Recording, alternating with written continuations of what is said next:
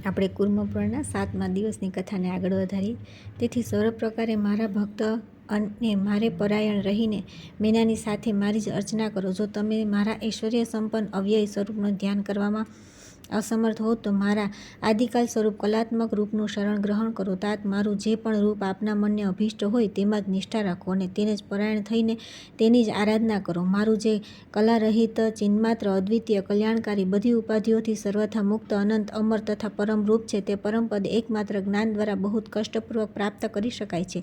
જ્ઞાનનો સાક્ષાત્કાર કરનારા લોકો મારામાં જ પ્રવેશ કરે છે, તેમાં જ મારા દિવ્ય રૂપમાં બુદ્ધિ રાખનારા, તેમાં જ પોતાને જોડનારા, તેમાં જ નિષ્ઠા રાખનારા તથા તેને જ પરાયણ અને જ્ઞાન દ્વારા જેમના સઘળા પાપ નષ્ટ થઈ ગયા છે તે બધા અવાગમનના ચક્કરમાં પડતા નથી, અર્થાત મોક્ષ પ્રાપ્ત કરે છે। રાજેન્દ્ર, મારું શરણ ગ્રહણ કર્યા વિના પરમ નિર્વાણ નિર્મળ પદ પ્રાપ્ત થતું નથી, તેથી મારું શરણ ગ્રહણ કરો। મારા દ્વૈત યા અદ્વૈત અથવા બંને રૂપોથી મારી ઉપાસના કરી તેમને તે પદની પ્રાપ્તિ થઈ જશે। હે રાજેન્દ્ર, મારો આશ્રય લીધા વિના સ્વભાવથી જ નિર્મળ તે શિવ તત્વને જાણી શકાતું નથી, તેથી મારું શરણ ગ્રહણ કરો। તેના માટે તમે નિત્ય અક્ષર સ્વરૂપ અને રૂપરહિત ઈશ્વરની પ્રયત્નપૂર્વક આરાધના કરો, આનાથી બંધન મુક્ત થઈ જશો। મન, વાણી અને કર્મ વડે અત્યંત ભાવથી સર્વત્ર શિવની આરાધના કરો, આનાથી તમે તે પદને પ્રાપ્ત કરશો। મારી માહેથી મોહિત તે અનાદિ અનંત અજન્મા કલ્યાણકારી પરમ મહેશ્વરી પ્રાણી માત્રમાં નિવાસ કરનારા સર્વના આધાર નિરંજન નિત્ય આનંદ સ્વરૂપ નિરાભાસ નિર્ગુણ અંધકારથી પર અદ્વૈત અચળ કલારહિત નિષ્પ્રપંચ સ્વયં વેદ અગ્નેય તથા પરમાકાશ સ્થિત બ્રહ્મ નામક તત્વને જાણી શકાતા નથી। મારી માયા દ્વારા નિત્ય સૂક્ષ્મ તમોગુણથી આવૃત પાણી ઘોર સંસાર સાગરમાં વારંવાર જન્મ લે છે। રાજન, જન્મરૂપી બંધનની નિવૃત્તિને માટે અનન્ય ભક્તિ તથા સંપૂર્ણ જ્ઞાન દ્વારા તે બ્રહ્મને શોધવા જોઈએ, જે અહંકાર, માત્સર્ય, કામ, ક્રોધ, સંગ્રહની પ્રવૃત્તિ તથા અધર્માચરણમાં રુચિનો સંપૂર્ણ પરિત્યાગ કરીને અનાસક્ત ભાવમાં સ્થિત રહે છે અને બધા પ્રાણીઓમાં પોતાને અને બધા પ્રાણીઓને પોતાના અંતરાત્મામાં સ્થિત જોએ છે। તેઓ આત્મા દ્વારા અંતરાત્માનો સાક્ષાત્કાર કરીને બ્રહ્મની પ્રાપ્તિને યોગ્ય થઈ જાય છે। પ્રાણી માત્રને અભય પ્રદાન કરનારા તથા પ્રસન્ન મનવાળા બ્રહ્મમાં એકી ભાવથી સ્થિત અનન્યગામિની પરમ ઈશ્વર ભક્તિને પ્રાપ્ત કરી લે છે। તેઓ તે ઐશ્વર્યયુક્ત નિરાકાર બ્રહ્મ તત્વનો સાક્ષાત્કાર કરે છે અને સમસ્ત સંસારથી અનાસક્ત રહીને એકમાત્ર બ્રહ્મમાં જ પ્રતિષ્ઠિત થાય છે। એ અદ્વિતીય પોતાના આત્માના આશ્રય મહેશ્વર પરમ શિવ જ અનંત તથા અવ્યય પરબ્રહ્મની પ્રતિષ્ઠા રૂપ છે। રાજન, જ્ઞાનયોગ, કર્મયોગ તથા ભક્તિયોગ દ્વારા સમસ્ત સંસારથી મુક્તિ પ્રાપ્ત કરવા માટે નિરંતર ઈશ્વરનો આશ્રય ગ્રહણ કરો। પર્વતરાજ હિમાલય, મેં આ ગુહ્ય ઉપદેશ તમને આપ્યો છે, આ સંપૂર્ણ ઉપદેશ પર વિચાર કરીને તમે જેમ ઈચ્છો તેમ કરો।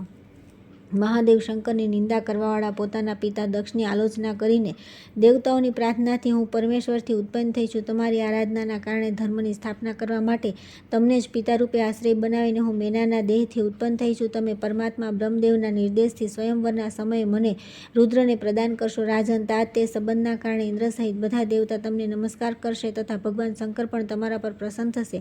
તેથી સર્વ પ્રકારે મને જ ઈશ્વરની વિષય સ્વરૂપા ઈશ્વરનું સર્વસ્ય સમજો અને શરણ ગ્રહણ કરવા યોગ્ય ભગવાન શંકરની પૂજા કરીને તેમના શરણમાં જાઓ। ભગવાન મહાદેવને આ પ્રમાણે કહેવાથી પર્વતરાજ હિમાલય વિનયપૂર્વક પ્રણામ કરીને હાથ જોડીને ફરી મહેશ્વરીને કહેવા લાગ્યા, મહેશાની, આપ મને પરમ મહેશ્વર યોગનો વિસ્તારથી ઉપદેશ કરો અને જ્ઞાન તથા સાધનો સહિત આત્મયોગ પણ વિસ્તારથી બતલાવો। ભગવતી પાર્વતીએ તેમને તે પરમ જ્ઞાન શ્રેષ્ઠ આત્મયોગ અને તેની પ્રાપ્તિના સાધનો પણ વિસ્તારથી સારી રીતે બતલાવ્યા। જગતજનની મુખેથી પરમ જ્ઞાન સાંભળીને તે લોકપૂજિત પર્વતરાજ હિમાલય ફરી યોગાસક્ત થઈ ગયા। કાલાંતરમાં હિમાલય બ્રહ્માજીના આદેશથી દેવતાઓના સાનિધ્યમાં સૌભાગ્યની અભિવૃદ્ધિ સમજીને સાધ્વી પાર્વતીને મહેશ્વરને પ્રદાન કર્યા। જે વ્યક્તિ ભગવાન શિવના સાનિધ્યમાં ભારપૂર્વક અને પવિત્રતાપૂર્વક દેવીના મહાત્મ્યનું વર્ણન કરનારા આ અધ્યાયનો પાઠ કરે છે તે બધા પાપોથી મુક્ત થઈ જાય છે અને દિવ્ય યોગ દ્વારા બ્રહ્મલોકને પાર કરી દેવીના સ્થાનને પ્રાપ્ત કરે છે। જે એકાગ્રતાપૂર્વક બ્રાહ્મણોના સમીપે દેવીના સહસ્રનામનો સ્તોત્રનો પાઠ કરે છે તે બધા પાપોથી મુક્ત થઈ જાય છે।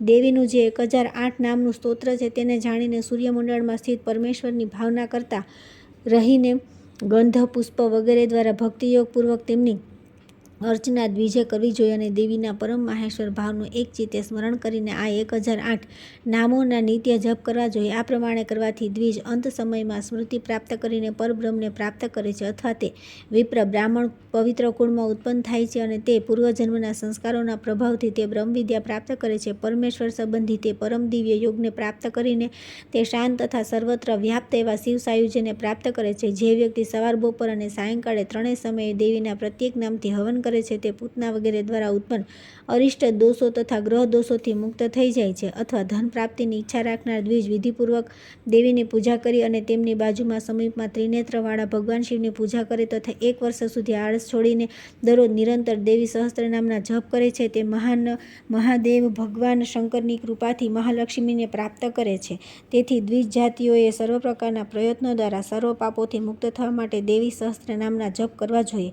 વિપ્રો, મેં પ્રસંગવશ દેવીનું ઉત્તમ મહાત્મ્ય તમને કહ્યું. હવે પછી તમે ભૃગુ વગેરે મહર્ષિઓની પ્રજાસૃષ્ટિને સાંભળો.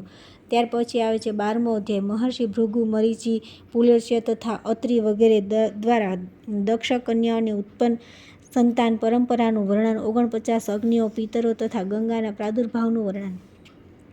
સૂતજી બોલ્યા કે મહર્ષિ ભૃગુની ખ્યાતિ નામક પત્નીથી નારાયણના પત્ની લક્ષ્મી ઉત્પન્ન થયા તથા ધાતા અને વિધાતા નામક 2 દેવતા પણ તેમનાથી ઉત્પન્ન થયા જે મેરુના જમાતા થયા. મહાત્મા મેરુની અયાતિ અને નિયતિ નામે 2 કન્યાઓ હતી. તે ક્રમશઃ ધાતા અને વિધાતાની પત્નીઓ હતી.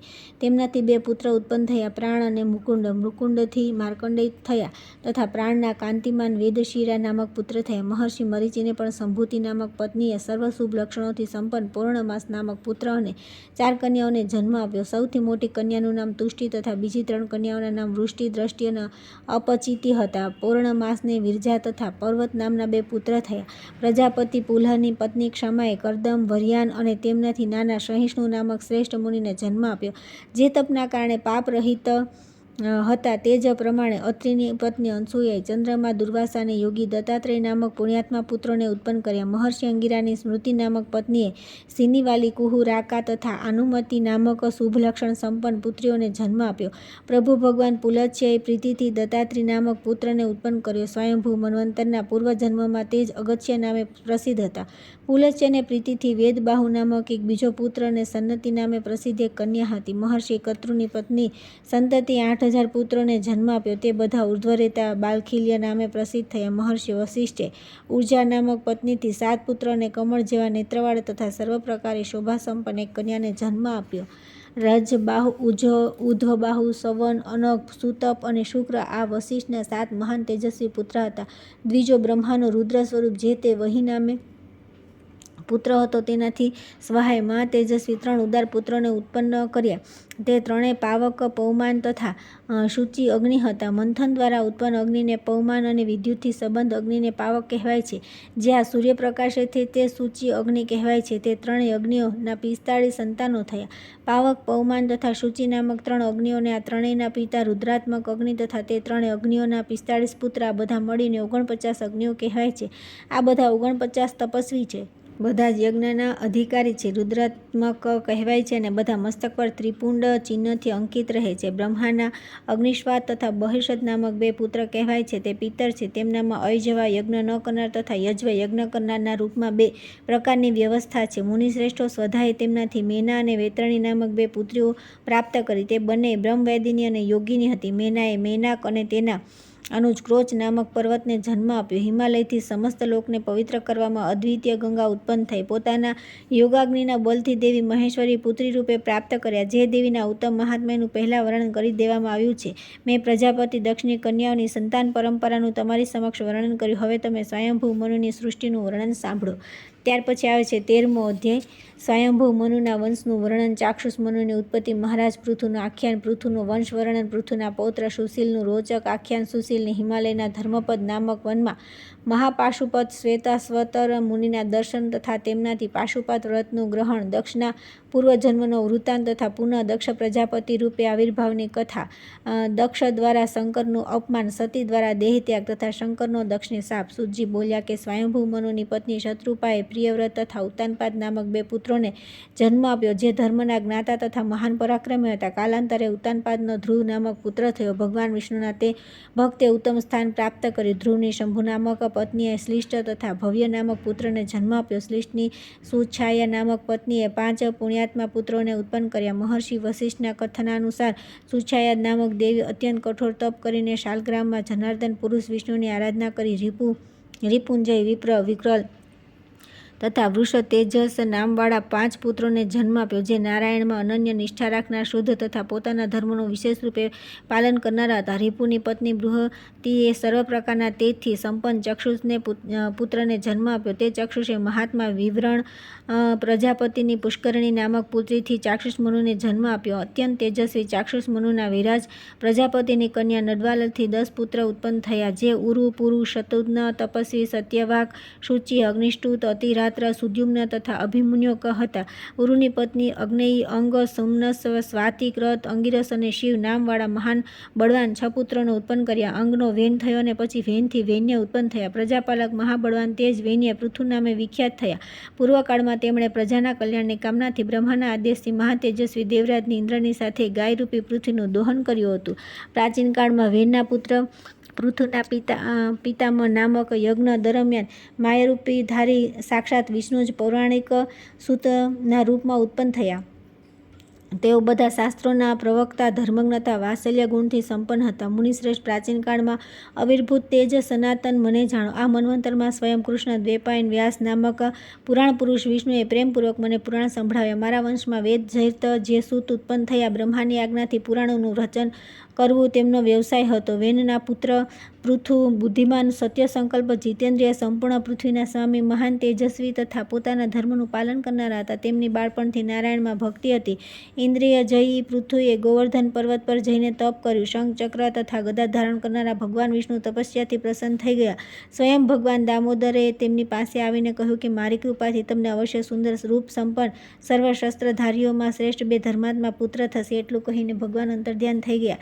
વૈન્ય પણ ભગવાન મધુસૂદનની અખંડ ભક્તિ કરતા રહીને ન્યાયપૂર્વક પોતાના રાજ્યનું પાલન કરવા લાગ્યા. મધુર તથા પવિત્ર હાસ્યવાળી તથા કૃશ શરીરને તેમની પત્ની અંતર્ધાને થોડા સમયમાં શિખંડી તથા હવીરધાન નામક 2 પુત્રોને જન્મ આપ્યો. શિખંડીનો પુત્ર સુશીલ નામે પ્રસિદ્ધ થયો. તે ધાર્મિક, રૂપ સંપન્ન તથા વેદાંગનો પરગામી વિદ્વાન હતો. વિધિપૂર્વક વેદોનું અધ્યયન કરી તે ધર્મપૂર્વક તપસ્યામાં સ્થિત થયો. ભાગ્યયોગથી તે તપસ્વીએ સંન્યાસ ગ્રહણ કરવાનો વિચાર કર્યો. તે તીર્થસ્થાનોનું સેવન કરતો રહીને સ્વાધ્યાય તથા તપસ્યામાં સ્થિત રહેવા લાગ્યો. એકવાર તે સિદ્ધો દ્વારા સેવિત હિમાલય પર્વત પર ગયો. ત્યાં તેણે ધર્મ અને સિદ્ધિ પ્રદાન કરનારા યોગીઓ માટે પ્રાપ્ય પરંતુ બ્રહ્મથી દ્વેષ કરનારાઓ માટે અપ્રાપ્ય ધર્મપ્રદ નામક એક વન જોયું. ત્યાં સિદ્ધોનું આશ્રમથી સુશોભિત તથા વિવિધ પ્રકારના કમળોથી સંપન્ન નિર્મળ જળવાળી તથા પુણ્યપ્રદ મંદાકિની નામક એક નદી જોઈ. તેણે પ્રેમપૂર્વક તે નદીના દક્ષિણ તટ પર સ્થિત મુનિન્દ્રો તથા યોગીઓથી સેવિત એક પુણ્યપ્રદ રમણીય આશ્રમ જોયો. તેણે મંદાકિનીના જળમાં સ્નાન કરીને દેવ સ્વરૂપ પિતરોને તર્પણ વગેરેથી તૃપ્ત કરીને વિભિન્ન પ્રકારના કમળ વગેરે પુષ્પો દ્વારા ભગવાન શંકરની અર્ચના કરી અને સૂર્યમંડળમાં સ્થિત ભગવાન ઈશાનનું ધ્યાન કરીને હાથ જોડીને પ્રકાશમાન સૂર્યના દર્શન કરીને તે રુદ્રાષ્ટાધ્યાયી, રુદ્રચરિત્ર તથા બીજા અનેક વેદ પ્રતિપાદિત વિવિધ પ્રકારના શિવ સંબંધી સ્તોત્રો દ્વારા પરમેશ્વર ગિરીશની સ્તુતિ કરવા લાગ્યો. આ દરમિયાન તેણે સઘળા અંગોમાં ભસ્મ લગાડેલા, લંગોટધારી, શ્વેત યજ્ઞોપવીત ધારણ કરેલા, તપસ્યાના કારણે ક્ષીણ શરીરવાળા ઉત્તમ મહાપાશુપત શ્વેતાશ્વતર નામક મહામુનિની નજીક આવતા જોયા. નેત્રોમાં આનંદના આંસુ સાથે તેણે ભગવાન શંકરની સ્તુતિ સમાપ્ત કરીને તેમના ચરણોમાં મસ્તક મૂકીને પ્રણામ કર્યા અને હાથ જોડી આ વાક્ય કહ્યું કે હું ધન્ય છું, અનુગ્રહિત છું કે જે આજે મને યોગ જ્ઞાનીઓમાં શ્રેષ્ઠ મુનિઓના ઈશ્વર સાક્ષાત ભગવાન યોગીશ્વરના દર્શન થયા. ઓહો, મારું ભાગ્ય અતિ સુંદર છે. મારા બધા તપ સફળ થઈ ગયા. અનગ હું શું કરું? હું આપનો શિષ્ય છું. આપ મારી રક્ષા કરો. તપસ્યાથી જેના સર્વ અનિષ્ટો નષ્ટ થઈ ગયા છે તેવા તે નિષ્પાપ તથા શીલવાન સુશીલ નામવાળા રાજા પર અનુગ્રહ કરીને શિષ્ય રૂપે તેને ગ્રહણ કર્યો. તે બુદ્ધિમાન મુનિએ સંન્યાસની સંપૂર્ણ વિધિ કરાવી તેને ઈશ્વર સંબંધી જ્ઞાન તથા પોતાની શાખા દ્વારા વિહિત નિયમ અને પશુરૂપી જીવનપાસ અર્થાત માયારૂપી બંધનથી મુક્ત કરનારા તે સંપૂર્ણ વેદોનો સાર તેને પ્રદાન કર્યો. તે ઉપરાંત બ્રહ્મા વગેરે દ્વારા સેવિત અંત્યાત્રશ્રમ નામક આશ્રમ પણ આપ્યો. તે આશ્રમમાં રહેનારા બ્રહ્મચર્ય પરાયણ બ્રાહ્મણ, ક્ષત્રિય તથા વૈશ્યને શિષ્યોને જોઈને તે શ્વેતાશ્વતર મુનિ બોલ્યા, મારા દ્વારા પરિવર્તિત શાખાનું અધ્યયન કરતા રહીને યોગીજનો નિષ્કલ મહાદેવનું શિવનું ધ્યાન કરીને અહીં નિવાસ કરે છે. ભક્તો પર અનુગ્રહ કરવા માટે ભગવાન મહાદેવ ઉમાની સાથે રમણ કરતા રહીને અહીં વિરાજમાન રહે છે.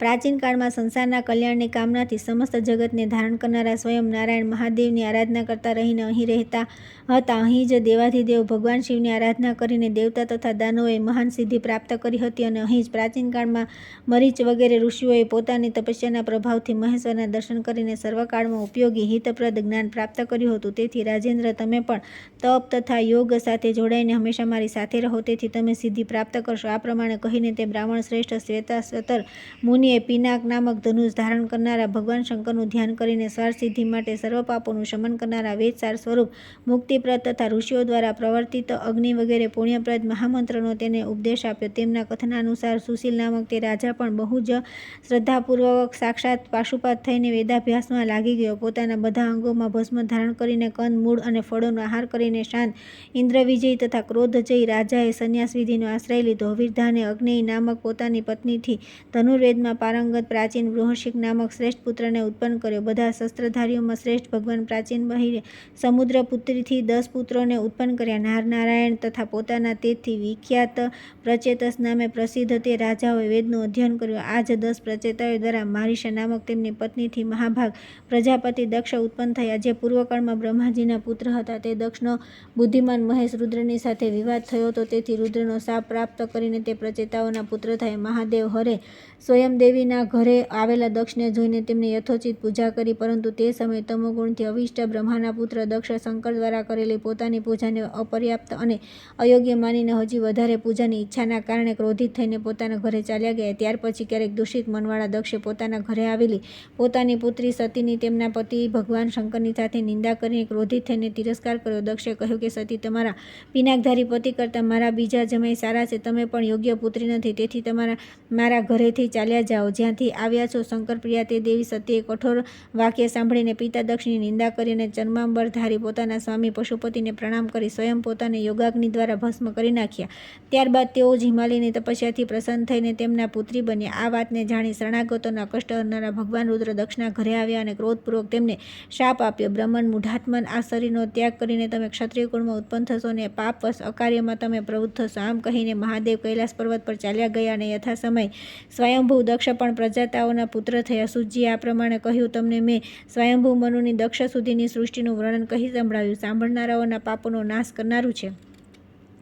ત્યાર પછી આવે છે અધ્યાય 14મો. હરિદ્વારમાં દક્ષ દ્વારા યજ્ઞનું આયોજન. યજ્ઞમાં શંકરનો ભાગ ન જોઈને મહર્ષિ દધીચી દ્વારા દક્ષનો તિરસ્કાર તથા યજ્ઞમાં ભાગ લેનારા બ્રાહ્મણોને શાપ આપી દેવી પાર્વતીના કહેવાથી શંકર દ્વારા રુદ્રો, ભદ્રકાળી તથા વીરભદ્રને પ્રગટ કરવા વીરભદ્ર વગેરે દ્વારા દક્ષના યજ્ઞનો વિધ્વંસ. શંકર પાર્વતીનું યજ્ઞસ્થળમાં પ્રાગટ્ય. ભયભીત દક્ષ દ્વારા શંકર તથા પાર્વતીની સ્તુતિ અને વર પ્રાપ્ત કરવો. બ્રહ્મા દ્વારા દક્ષને ઉપદેશ અને શિવ વિષ્ણુના એકત્વનું પ્રતિપાદન તથા દક્ષે શિવનું શરણ ગ્રહણ કરવું. નેમિષા ઋષિ બોલ્યા કે સૂજી મહારાજ, વૈવસ્વ મન્વંતરમાં થયેલી દેવતાઓ, દાનવો, ગંધર્વો, નાગ તથા રાક્ષસોની ઉત્પત્તિને તમે વિસ્તારથી બદલાવો. મહાબુદ્ધિમાન સૂજી, આ સમયે અમે પ્રાચીન કાળમાં પ્રચેતાના પુત્ર દક્ષ ભગવાન શંકરનો શાપ પ્રાપ્ત કરીને શું કર્યું તે સાંભળવા ઈચ્છી છીએ. સૂજીએ કહ્યું કે હે પૂર્વ કલ્પના પ્રસંગમાં નારાયણ દ્વારા કરવામાં આવેલા ભૂત, ભવિષ્ય તથા વર્તમાન આ પ્રમાણે ત્રણેય કાળ સાથે સંબંધ તથા પાપ હરનારા પ્રજા સર્ગને વિસ્તારથી બતલાવું છું. પ્રાચીન કાળની વાત છે. ભગવાન શંકરના શાપથી ગ્રસ્ત તે પ્રચેતા પુત્ર રાજા દક્ષે પૂર્વના વીરના કારણે શંકરની નિંદા કરી ગંગા દ્વારા હરિદ્વારમાં એક યજ્ઞનું અનુષ્ઠાન શરૂ કર્યું. શ્રેષ્ઠ મુનિઓ વિષ્ણુ સહિત બધા દેવતાઓને તે યજ્ઞમાં આમંત્રણ આપવામાં આવ્યું. બધા મુનિઓની સાથે તેઓ ત્યાં આવ્યા. શંકર સિવાય આવેલા બધા દેવતાઓને જોઈને દધીચ નામક વિપર્ષીઓ પ્રચેતસ દક્ષને આ પ્રમાણે કહ્યું. દધીચી બોલ્યા કે બ્રહ્મા વગેરેથી લઈને પિશાચ સુધીના બધા જીવની આજ્ઞાનું શીઘ્ર પાલન કરે છે, તે રુદ્રદેવની પૂજા શા માટે કરવામાં આવતી નથી? દક્ષે કહ્યું કે બધા યજ્ઞમાં પત્ની સહિત શંકરના ભાગ તથા મંત્રોની પરિકલ્પના થઈ નથી, તેથી તેમની પૂજા કરવામાં આવતી નથી. આ સાંભળીને મહાજ્ઞાની મહામુનિ દધીચીએ ક્રોધપૂર્વક હસતા રહીને બધા દેવતાઓને સંભળાવીને દક્ષને કહ્યું. દધીચી બોલ્યા કે જેમનાથી બધાની પ્રવૃત્તિ થાય છે, જે આ વિશ્વના પરમેશ્વર છે, તે શંકર અવશ્ય બધા યજ્ઞો દ્વારા જ્ઞાનપૂર્વક પૂજાય છે. દક્ષે કહ્યું કે સંહાર કરનારા તમોગુણી નગ્ન કપાલ ધારણ કરવાવાળા તથા વિકૃત વેશવાળા રુદ્ર હર શંકર કોઈ પણ રીતે વિશ્વાત્મા હોઈ શકતા નથી. સંસારનું સર્જન કરનારા સ્વરાટ પ્રભુ નારાયણ જ ઈશ્વર છે અને બધા કર્મોમાં તે સવાત્મક ભગવાન વિષ્ણુની પૂજા કરવામાં આવે છે. દધીચી બોલ્યા કે શું તમે સમસ્ત લોકના એકમાત્ર સંહાર કરતા કાળ સ્વરૂપ તથા હજારો કિરણોવાળા પરમેશ્વર પરમેશ્વર ભગવાન સૂર્યને જોતા નથી. ધર્માત્મા બ્રહ્મવાદી વિદ્વાનો જેમની સ્તુતિ કરે છે તે જ તે સૂર્ય તીવ્ર તેજથી સંપન્ન કલાત્મક સાક્ષી અહીં શંકરના શરીર રૂપે સ્થિત છે. દેવી અદિતિના પુત્ર ભગવાન સૂર્ય જ રુદ્ર મહાદેવ કપરદિક ધૃણી હર નીલગ્રી વિલોહિત છે. સામદેવનું જ્ઞાન કરનારા તથા અર્ધ્યો તથા હોતાઓ દ્વારા હજારો કિરણોવાળા સૂર્યની સ્તુતિ કરવામાં આવે છે. વિશ્વને બનાવનારા ત્રિમય રૂક યજુ તથા સામવેદ સ્વરૂપ રુદ્રની મૂર્તિને જોવું. દક્ષે કહ્યું કે યજ્ઞમાં ભાગ ગ્રહણ કરનારા આ જે 12 અદિતિપુત્ર આદિત્ય અહીં આવ્યા છે એ બધા સૂર્ય નામે જ પ્રસિદ્ધ છે. એમનાથી બીજો કોઈ સૂર્ય નથી. આવું કહ્યા પછી યજ્ઞ જોવાની ઈચ્છાથી આવેલા તેમના દક્ષના સહયોગથી મુનિઓએ સમર્થન કરી દક્ષને કહ્યું કે એ બરાબર છે. તમોગુણથી અવિષ્ટ મનવાળા સેંકડો હજારોની સંખ્યામાં આવેલા તે લોકોએ ભગવાન વૃષધ્વજ શંકરને ન જોઈને ફરી તેમની નિંદા કરવાની શરૂ કરી. વિષ્ણુની માયાથી મોહિત થઈને તે બધા વૈદિક મંત્રોની નિંદા કરીને પ્રાણી માત્રના એકમાત્ર સ્વામી ભગવાન હરની પૂજા ન કરીને દક્ષની વાતનું અનુમોદન કરવા લાગ્યા. યજ્ઞમાં ભાગ ગ્રહણ કરવા માટે આવેલા ઇન્દ્ર વગેરે બધા દેવતાઓએ પણ જોયું નહીં. શિવના મહાત્મ્યને તેઓ જાણી ન શક્યા. આગળની કથા આપણે આવતીકાલે કરીશું.